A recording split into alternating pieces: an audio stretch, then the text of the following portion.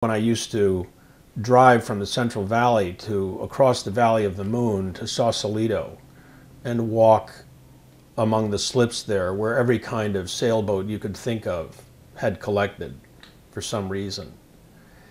And it was only on reflection that I realized, now this in the spirit of clarifying the intention or defining the sacred, all of that, I didn't really know at the time, as I would later come to believe, that I was looking for the boat that would enable something.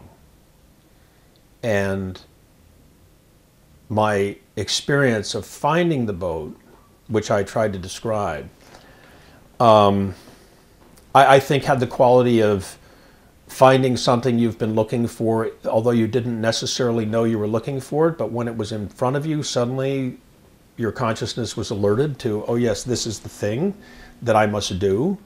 And I think that's one reason I've often said that I think of dreams as being the leading edge of intention. So if you're dreaming about something, ask yourself, why am I dreaming about that? Maybe that's the beginning of trying to turn it into an intention. And I once went to a seminar before I spent a little time working on the prototypes of USA Today before it came out, and I'm not terribly proud of that because I didn't have a high opinion of USA Today, for which, by the way, the Pulitzer Committee, added a category called Best Investigative Paragraph. I don't know if you know that. Anyway, I went to this seminar at the American Press Institute before going down there, and Mary McGorry, I believe, was a columnist who was there, who was sort of an experienced person who came in. And she talked to a bunch of us and then asked, are there any questions? And I said, yes, you made reference to somebody who in your career was very helpful to you, gave you great advice. Do you have any great advice you could give us? And she said, I'm sorry, that's too complicated a question. Next. And I felt really embarrassed. But then about an hour later, as things were kind of winding up, she said, well, I want to come back to this young man's question over here. Can I give you any advice that would be helpful? And she said, I did think of something. It's be open.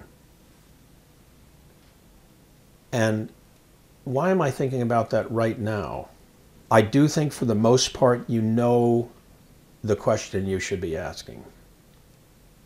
And I think for the most part, you know the answer when you hear it, or you know the right boat when you find it.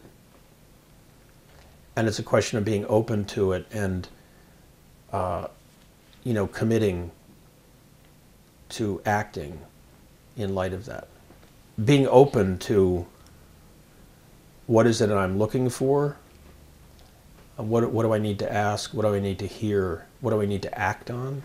I think she gave me like the best advice in those two words.